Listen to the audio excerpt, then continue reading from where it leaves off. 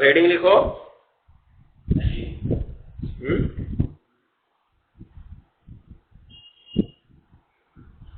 हाँ तो इसको लिखवा दिए थे ना। अब हेडिंग लिखो, नीचे हेडिंग। क्षारकों के उपयोग, क्षारकों के उपयोग, यूज ऑफ बेसिस।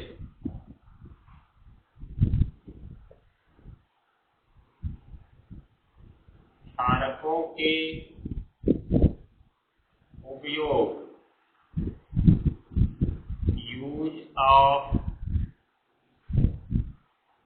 बेसिस।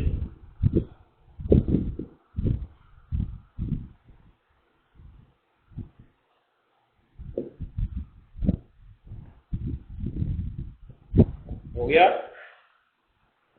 इसमें पहला नंबर लिखो,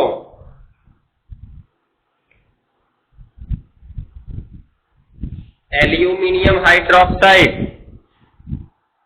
एल्यूमिनियम हाइड्रोक्साइड,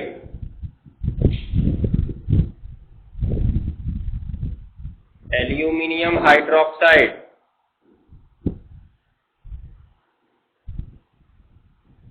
सूत्र लिख लेना उसका, AlOH 5 का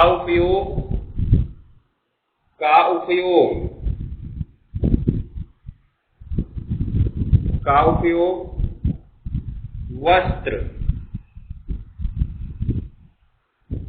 वस्त्र तथा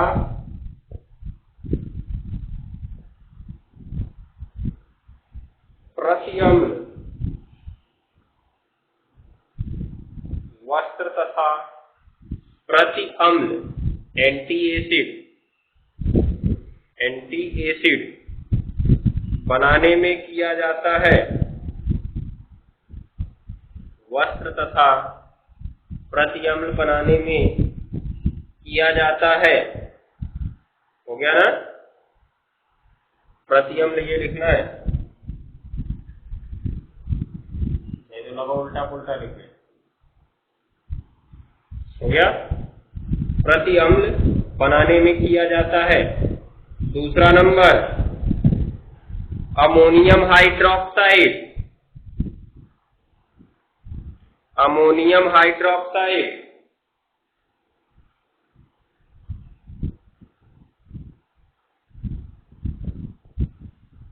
पुस्तक में सूत्र लिख लेना, NH4OH। अमोनियम हाइड्रोक्साइड सूत्र है इसका NH4OH। हाँ, NH4OH। ये का उपयोग हो गया। क्लीनिंग एजेंट,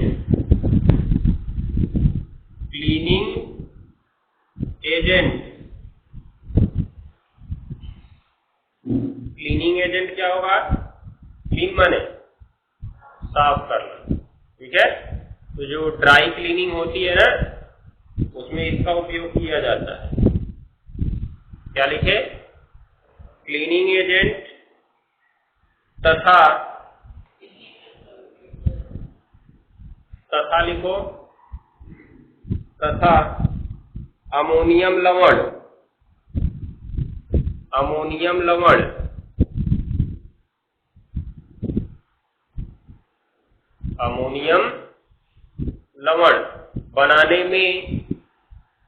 बनाने में होता है।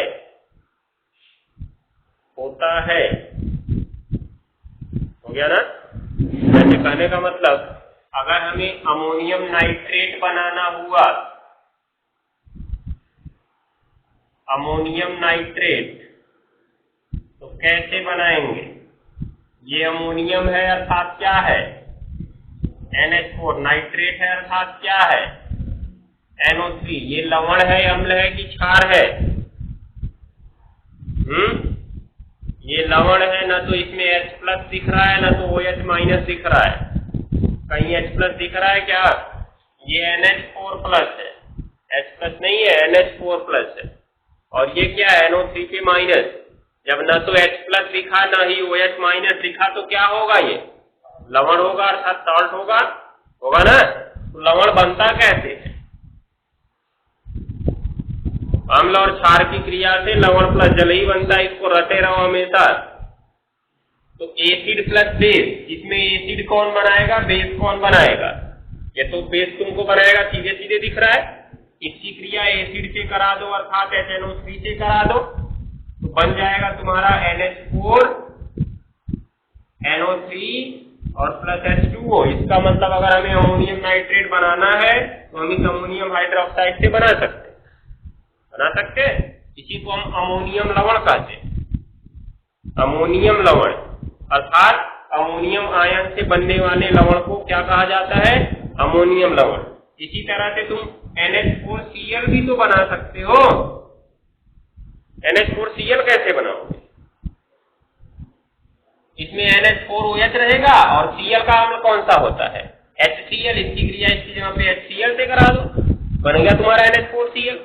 तो जिसका भी अमोनियम लवण बनाना है हमको उसके लिए NH4OH से क्रिया करानी होगी। तो इसका उपयोग इसके रूप में भी होता है और क्लीनिंग एजेंट अर्थात साफ करने के रूप में भी होता है। इससे हम कपड़े भी साफ करते हैं। अगला नंबर लिखो, तीसरा number sodium hydroxide. Sodium hydroxide, कोष्ठक में सूत्र लिखना NaOH।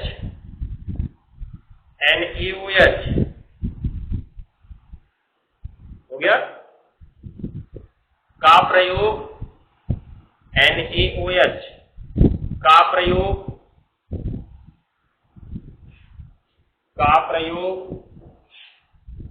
साबुन तथा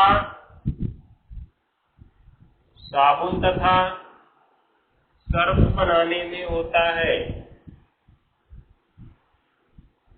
साबुन तथा सर्फ बनाने में होता है।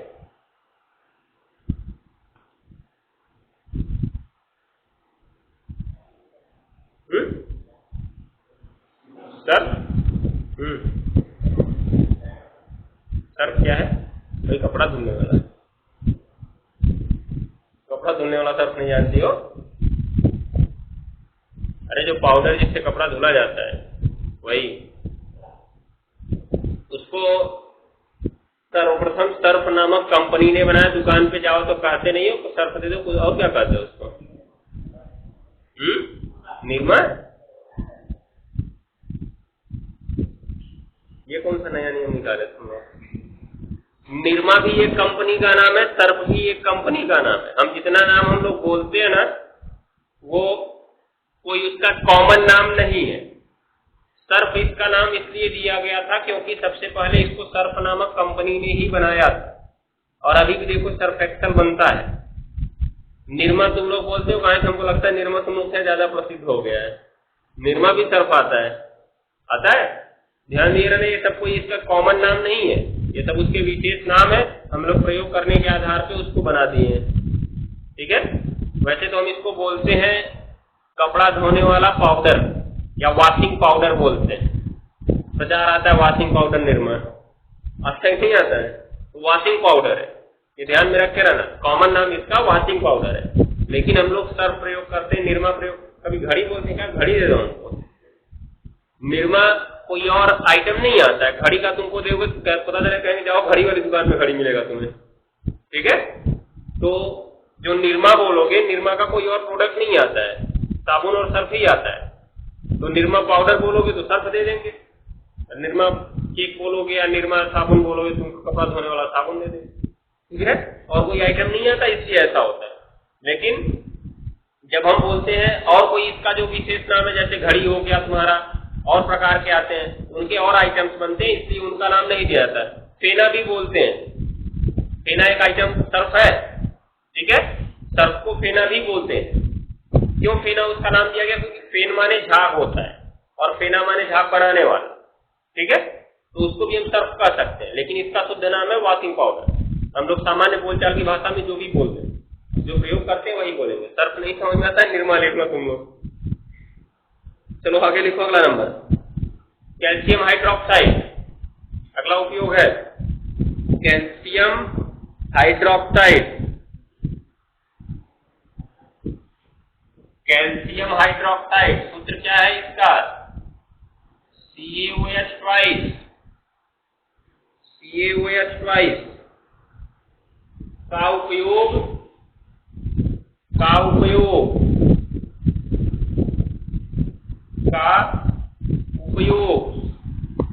हो गया ना, जल को मृदु बनाने में। जल को मृदु मतलब स्वीट वाटर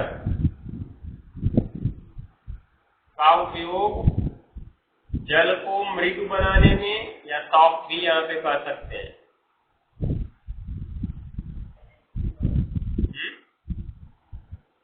क्या हुआ?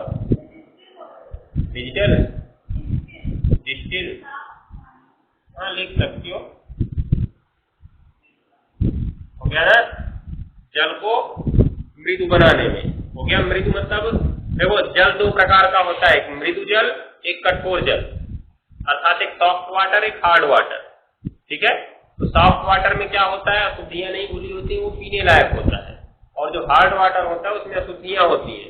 अब ये सॉफ्ट वाटर और हार्ड वाटर की पहचान हम कैसे करते हैं? यदि कोई पानी सर्फ के साथ झाग दे रहा है, उसको जो समझ लो तुम लोग, सर्फ के साथ अगर वो झाग दे रहा है तो सॉफ्ट वाटर होगा, नहीं दे रहा है तो क्या होगा? वो हार्ड वाटर। ठीक है ना, ये ध्यान देना। तो जल को मृदु बनाने के लिए, अर्थात अगर कठोर जल है उसमें हम कैल्शियम हाइड्रोक्साइड मिला दें तो ये उसकी अशुद्धियों को समाप्त कर देता है और जल के साथ झाग बनने लगता है। तो हम कह सकते हैं कठोर जल को मृदु बनाने में इसका प्रयोग होता है। अब इसको हम लोग विस्तार से आगे पढ़ेंगे कि कैसे उसकी प्रक्रिया क्या होती है। 8 में तुम लोग मृदु जल और कठोर जल पढ़े होगे विज्ञान में, वही चीज है, वहां पे केवल परिभाषा पढ़ लिए थे और ये पढ़ लिए थे किससे दूर होगा। ठीक है, तो अभी हम लोग आगे बढ़ेंगे तो इसको पढ़ते जाएंगे। चलो आगे लिखो, शायद साबुन इसमें अभी मिलेगा तो वहां पे हम लोग समझेंगे इसको।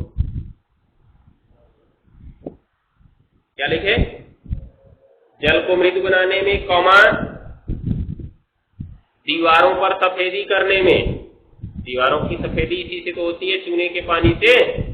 चूने के पानी का सूत्र क्या होता है? कैल्शियम हाइड्रोक्साइड ही होता है। चूने का पानी बोलो, चाहे इसको ये बुझा हुआ चूना बोलो, दोनों नाम इसी का है। क्या लिखे? दीवारों की सफेदी करने में या दीवारों को सफेदी करने में। हो गया? तथा ब्लीचिंग पाउडर बनाने में। ब्लीचिंग पाउडर विरंजक चूर्ण, ब्लीचिंग पाउडर बनाने में।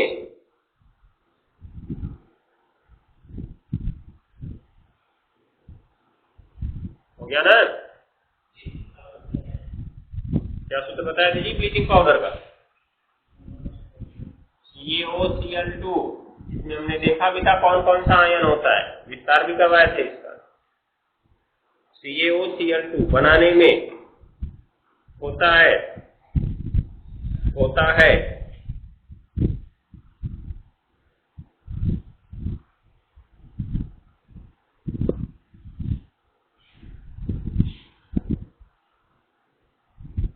हो गया?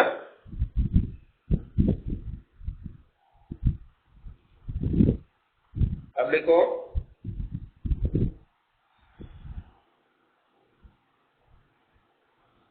अम्ल क्षारक की क्रिया तो हो गई है, अम्ल क्षारक पर जैविक विलयन भी हो गया है। अम्ल क्षारक पर तनका का प्रभाव,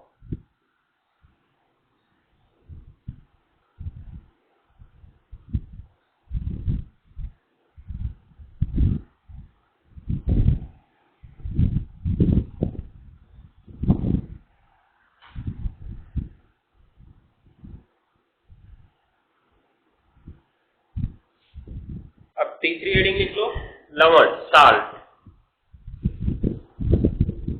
लवण, सॉल्ट, SALT।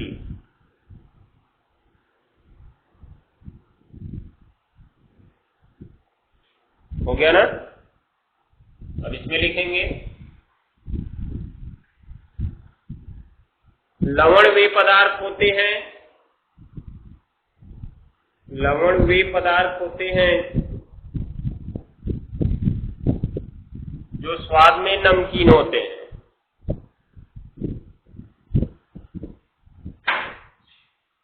लवण वे पदार्थ होते हैं जो स्वाद में नमकीन होते हैं। तो जो साबुन होता है ना वो भी लवण होता है। ऐसे खा के देखना नमकीन लग रहा है नहीं। साबुन हुआ, सर्फ हुआ, ये सब लवण ही है। खा के चेक करके आना। कुछ लोग साबुन खाते हैं चोरी चोरी।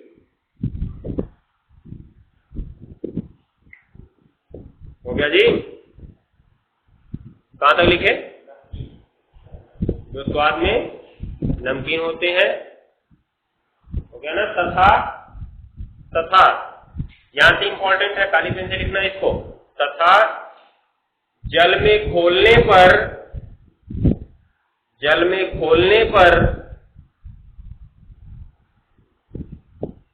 जल में घोलने पर न तो H+ आयन देते हैं, न तो H+ आयन देते हैं और ना ही, ना इधर नार का प्रयोग करना इसमें, और ना ही, हो गया, OH- आयन देते हैं और ना ही OH- आयन देते हैं। हो गया ना? ये ध्यान में रखना। तो ये लवण की परिभाषा हो गई। हो जाएगा? तो लवण वही होंगे जिनको जल में घोलने पर न हमें H+ आयन मिले, न हमें OH- आयन मिलेगा। ठीक है? तो जैसे लिख सकते हो, जैसे NaCl, MgCl2, NaNO3, HNO3, हो गया, Ca3PO4 ट्वाइस, NaNO3 रहेगा। उसके बाद से CaCO3, CaOCl2, ये सब हमारा लवण ही है। Na2CO3 सोडियम कार्बोनेट, इसको क्या कहते हैं? धावन सोडा।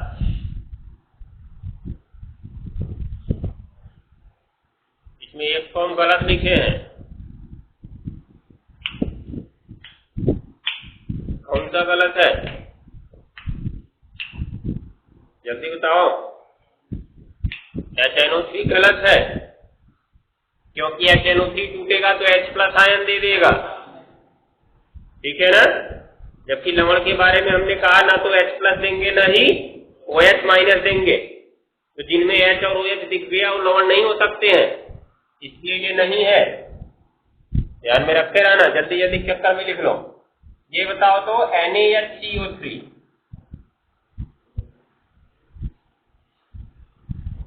NaHCO3 ये क्या है? ये भी लवण है, ये लवण है, परंतु अम्लीय लवण है।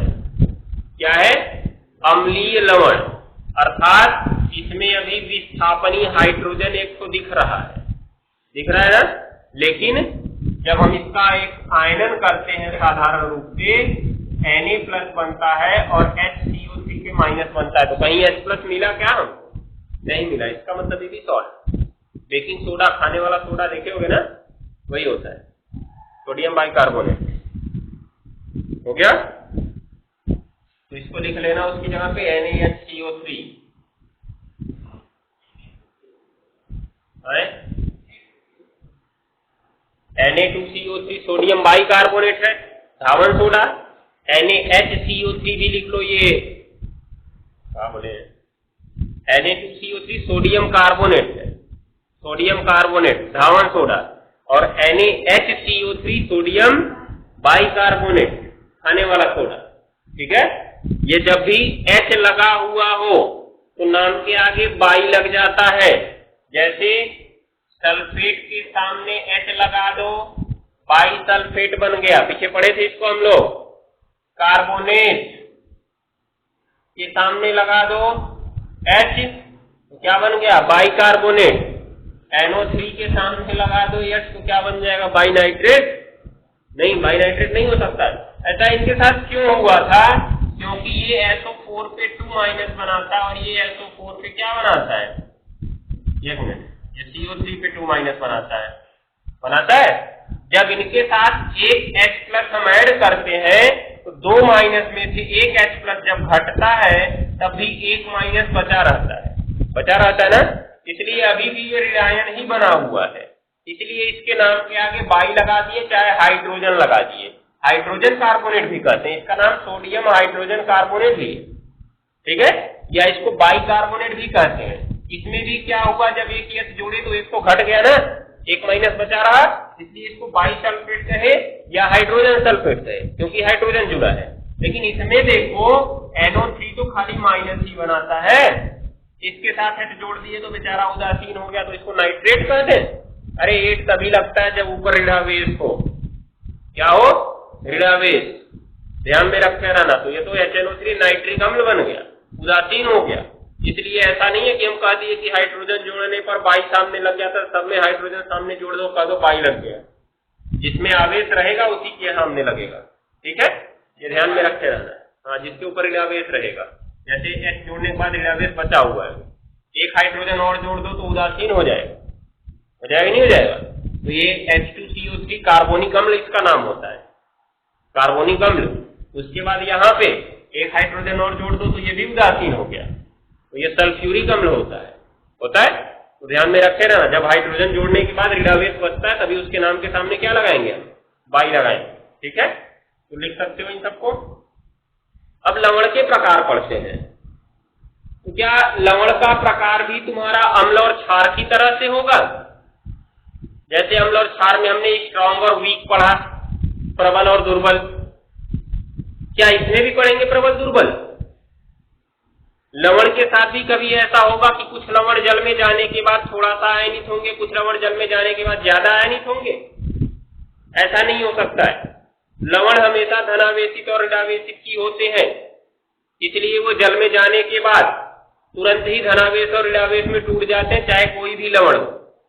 अर्थात लवण में कभी दुर्बल नहीं होता है, लवण में कभी दुर्बल नहीं होता है। लवण हमेशा प्रबल ही होते हैं, अर्थात स्ट्रांग ही होते हैं।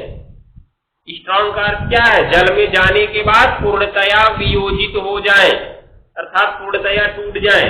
100 अणु जल में लेके गए तो उसके 100 के 100 अणु अपने आयन में टूट जाए। ये हमने प्रबल में देखा था ना, प्रबल अम्ल में, प्रबल क्षार में। तो लवण के साथ सब में ऐसा होता है, क्योंकि देखो इसमें एक धनावेश जुड़ा, एक ऋणावेश जुड़ा ना। लवण कैसे बनता है? अम्ल के ऋणावेश और क्षार के धनावेश को मिलाने से ही तो बनता है। इसका मतलब सभी लवण एक आयनिक यौगिक होते हैं। कौन से यौगिक होते हैं? आयनिक यौगिक। और सभी आयनिक यौगिक जल में विलय होते हैं, सभी आयनिक यौगिक जल में विलय होते हैं।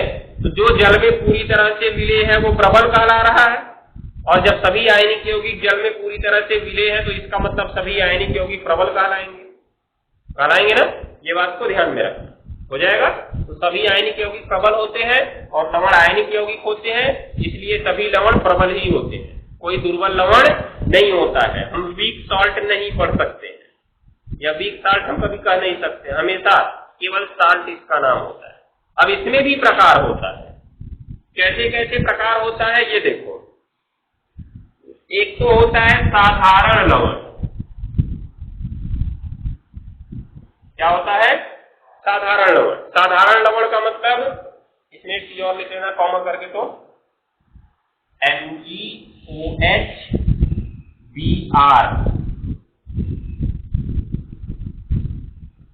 लास्ट एग्जाम्पल MgOHBr, जिससे तुमको तीनों समझ में आ जाए।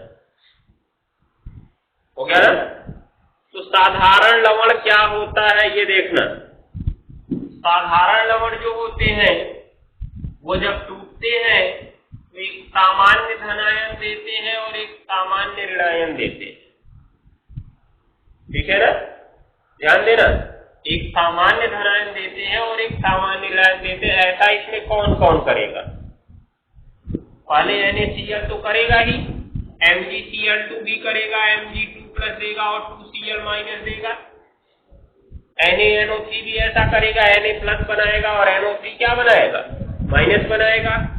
NaHCO3 में होगा ऐसा, Na बनाएगा, HCO3 पे माइनस बनाएगा और जो HCO3 पे माइनस है वो H प्लस बना लेगा और CO3 पे क्या बना लेगा? माइनस बना लेगा। ठीक है ना, ये बात को समझना। तो इसमें धनावेश के रूप में क्या दे दिया इसने? H प्लस भी दे दिया। तो H प्लस किस में पाया जाता है? अम्ल में पाया जाता है ना, एसिड में, इसलिए इसका नाम होता है अम्लीय लवण। क्या होता है जी? अम्लीय लवण। हो गया ना, एसिडिक सॉल्ट, नाम सुने होंगे। उसके बाद ये जो MgOHBr है, MgOHBr जब टूटेगा तो देखो Mg तो बनाता है 2 प्लस और उसमें OH क्या बनाता है? माइनस, और Br भी बनाता है माइनस। तो देखो माइनस माइनस 2 माइनस और 2 प्लस करके क्या हो जाता है? शून्य हो जाता है, इसलिए MgOHBr एक यौगिक बन जाता है, बनता है ना। लेकिन जब हमने इसको जल में घोला तो क्या इसने एक सामान्य धनायन और एक सामान्य ऋणायन दिया? ऐसा इसने किया क्या कि एक सामान्य धनायन दिया और एक सामान्य ऋणायन दिया, H प्लस OH माइनस को छोड़कर? ऐसा नहीं हुआ। इसमें क्या आ गया? OH माइनस एक्स्ट्रा आ गया। और OH माइनस किस में पाया जाता है? क्षारकों में पाया जाता है, इसलिए ये हमारा क्षारीय लवण हो गया, बेसिक साल्ट हो गया। क्या हो गया? Basic salt. और एक प्रकार आता है मिश्रित लवण। क्या आता है? मिश्रित लवण। मिश्रित लवण क्या होते हैं? जो जल में टूटने के बाद एक से अधिक धनायन या एक से अधिक ऋणायन देते हैं। एक से अधिक धनायन या एक से अधिक ऋणायन देते हैं। कहने का मतलब इन सब में हमने देखा कि एक धनायन मिला था और एक ऋणायन मिला था। इसमें हमने देखा एक धनायन के साथ H प्लस भी मिल गया ना। तो अम्ल का नियम होता है ये, इसलिए इसको अम्लीय लवण कहेंगे। मिश्रित लवण ही है ये मिश्रित लवण है। लेकिन इसको हम मिश्रित लवण में क्यों नहीं लेके गए? क्योंकि H प्लस आने के कारण ये अम्लीय गुण रखने लगा, इसलिए इसका विशेष नाम देना पड़ा, क्या? अम्लीय लवण। ठीक है। उसके बाद यहाँ पर OH माइनस ये भी एक मिश्रित लवण है। क्यों? क्योंकि देखो एक से अधिक ऋणायन दे रहा है, लेकिन इसका नाम क्षारीय लवण क्यों रखना पड़ा? क्योंकि OH माइनस आने के कारण इसके विशेष गुण आ गए। हो गया। अब देखो विरंजक चूर्ण के बारे में, इसकी चर्चा हम लोग कर चुके हैं। विरंजक चूर्ण कैसे टूटता है? Ca पे 2 प्लस देता है, उसके बाद एक को OCl पे माइनस देता है और एक को Cl पे माइनस देता है। इसमें इस प्रकार का आयन बनता है। तो देख रहे हो कि एक ऋणायन और 2 ऋणायन इसने दिया, तो एक से अधिक ऋणायन दिया ना, तो इसका मतलब ये मिश्रित लवण है। क्या है? मिश्रित लवण, मिक्सर साल्ट। तो कितने मिल गए हमको? कितने मिले? 4 प्रकार मिल गए। मिला एक साधारण लवण जिसने सामान्य धनायन दिया, सामान्य ऋणायन दिया। एक अम्लीय लवण जिसने एक सामान्य धनायन के साथ एक H प्लस आयन भी दिया। उसके बाद क्षारीय लवण जिसने एक सामान्य ऋणायन के साथ OH माइनस भी दिया ना। उसके बाद मिश्रित लवण जिसने एक से अधिक ऋणायन दिया, चाहे एक से अधिक धनायन दिया। एक से अधिक ऋणायन दिया, चाहे एक से अधिक धनायन दिया। यहाँ पे ऋणायन मिल गया। इसी प्रकार एक एग्जाम्पल अभी और देख लेंगे जिसमें धनायन मिलता है, एक से हो जाएगा ना। ये प्रकार से हो सकते हैं हमारे लवण के प्रकार। तो भले इसमें प्रबल और दुर्बल नहीं है, लेकिन इसके भी प्रकार है। हो जाएगा। फटाफट हम लोग लिखना शुरू करते हैं। लवण के प्रकार। लवण के प्रकार, type of salts. Type of salts, TYPE-OF-SALTS।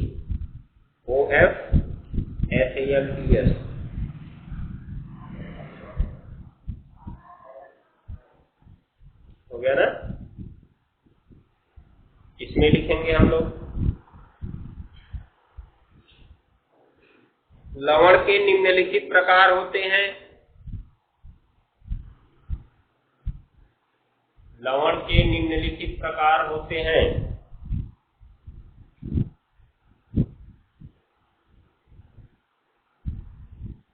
लवण के निम्नलिखित प्रकार होते हैं। हो गया ना?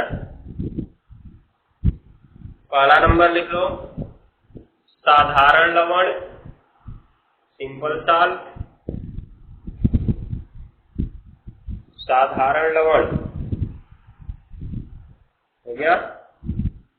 दूसरा नंबर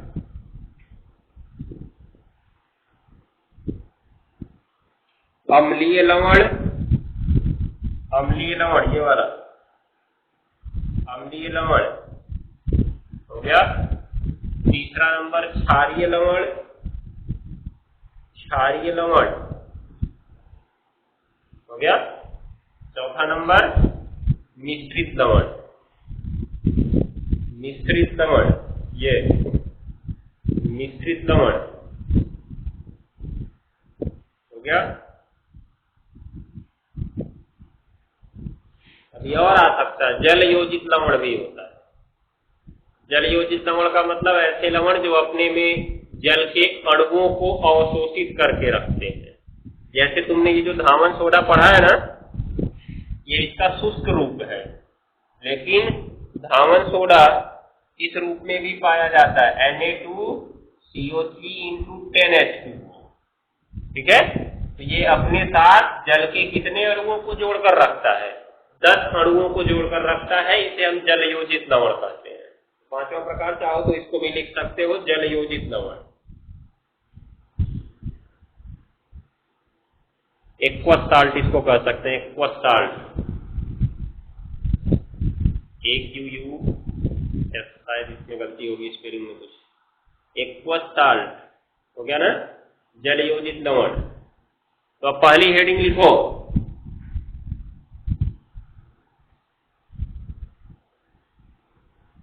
पहली हेडिंग लिखेंगे, क्या लिखेंगे? साधारण लवण, simple salt. Simple salt, SIMPLESALT, simple salt हो गया ना। इसकी परिभाषा शुरू करो।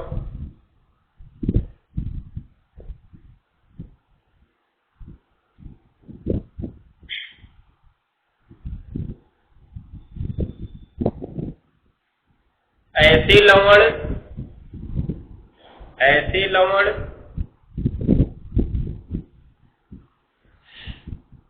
जिन्हें जल में घोलने पर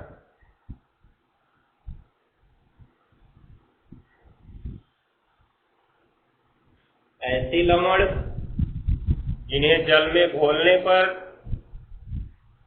हो गया, ये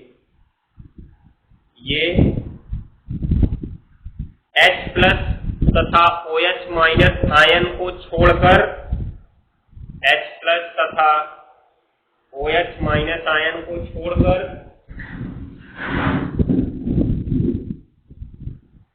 H+ तथा OH- आयन को छोड़कर हो गया ना, एक सामान्य धनायन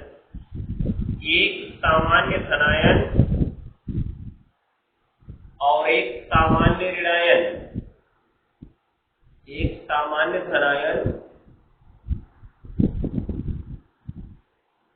और एक सामान्य ऋणायन देते हैं।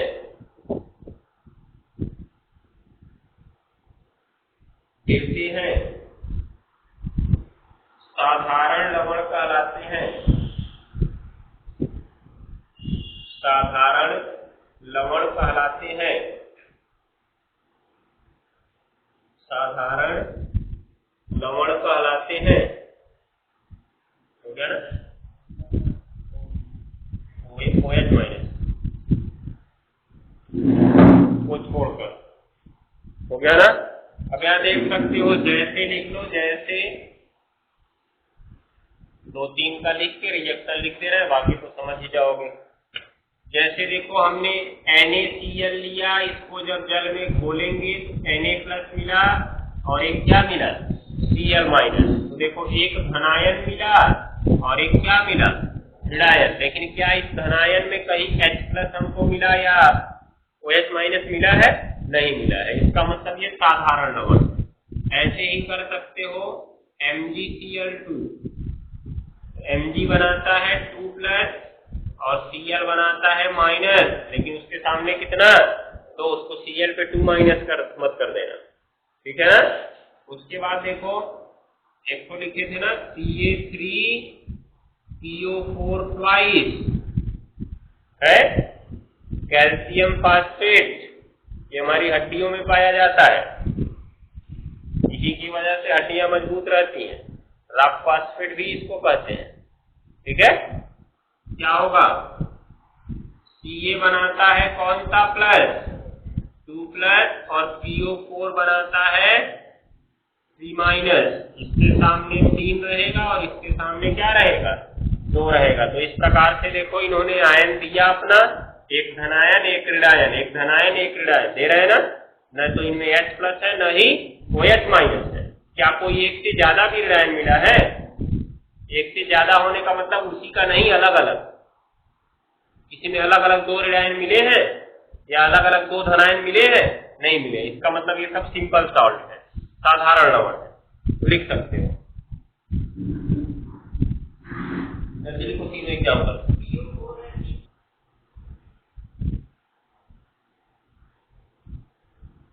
अब दूसरा प्रकार देखो, दूसरा प्रकार अम्लीय लवण। अम्लीय लवण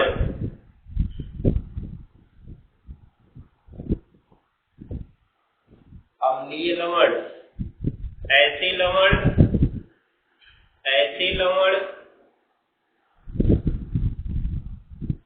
जिनमें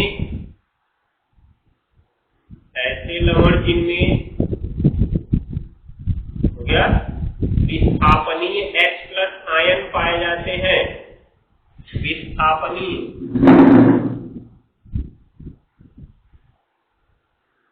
डिस्प्लेसिंग लिख सकते हो, विस्थापनीय H+ अर्थात हाइड्रोजन आयन पाए जाते हैं,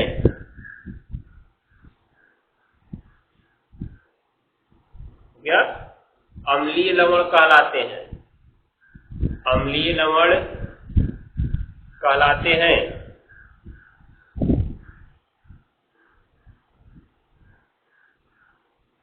हो गया ना, आगे लिखना पैराग्राफ चेंज करके। इन्हें जल में घोलने पर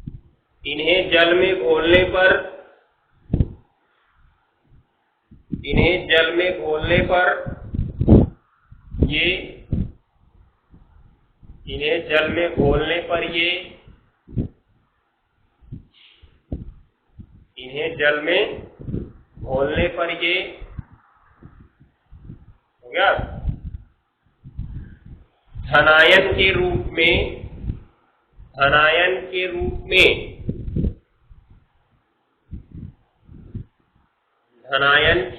में एक सामान्य धनायन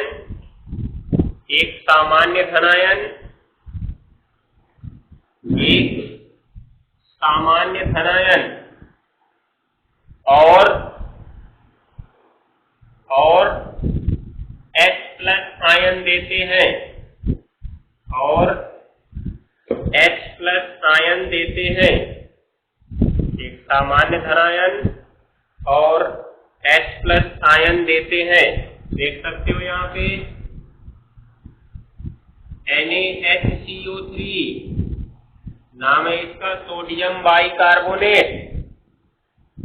जब इसका आयनन होता है कहां पर, जल में, Na+ बनाता है ना और Hb+ बनाता है, उसके बाद CO3 पे 2 माइनस बनता है, तभी तो प्लस प्लस मिलके 2 प्लस और 2 माइनस करके 0 होता है।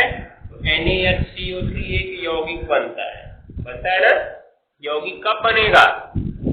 जब आवेश क्या हो जाएगा?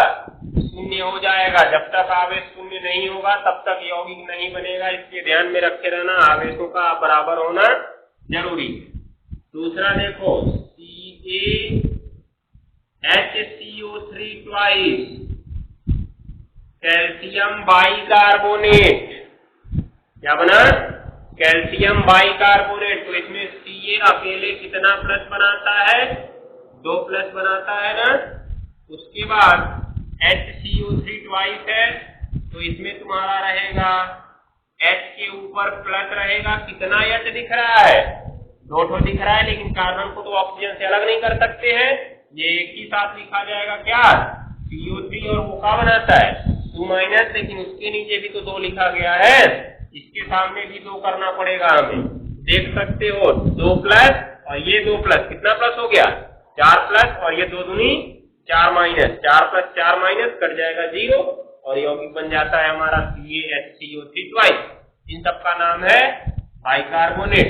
ये कैल्शियम बाइकार्बोनेट, ये सोडियम बाइकार्बोनेट। इसी प्रकार से तुम देख सकते हो सोडियम हाइड्रोजन सल्फेट अर्थात सोडियम बाइसल्फेट, ये जब टूटेगा तो ये भी Na प्लस बनाएगा, और क्या बनाएगा जी? Na प्लस के बाद क्या बनाएगा? उंगली इधर दिखाए तो 10 का बोल दी तुम लोग, क्या बनाएगा? नहीं पता? अखिल कुमार, Na प्लस के बाद क्या बनाएगा? H प्लस बनाएगा। उसके बाद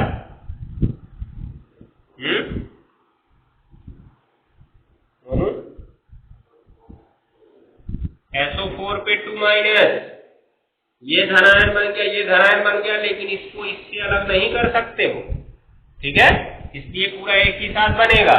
और SO4 सल्फेट बन गया, इसके ऊपर कितना आवेश जानते हो? 2 माइनस। ये मत सोचना कि प्लस प्लस लगा तो इसीलिए 2 माइनस आया, अरे उसका 2 माइनस होता है, संयोजकता के हिसाब से ये प्लस प्लस आके अपना बैलेंस कर लिए, ठीक है। ऐसा मत करना कि देख लो तो लगा दो 2 माइनस 3 माइनस, जितना प्लस आया उतना लगा दो, जितना रहेगा उतना ही लगाना है।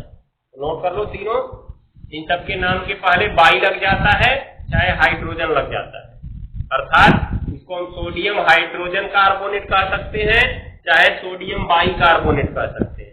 इसको कैल्शियम हाइड्रोजन कार्बोनेट कह सकते हैं, चाहे कैल्शियम बाई कार्बोनेट कह सकते हैं। नाम एक का लिख लेना, बाकी का समझ जाओगे। ये सोडियम हाइड्रोजन सल्फेट है, SO4 लगाना, सल्फेट या सोडियम बाई सल्फेट, ठीक है। तो नोट करो इसको जल्दी से।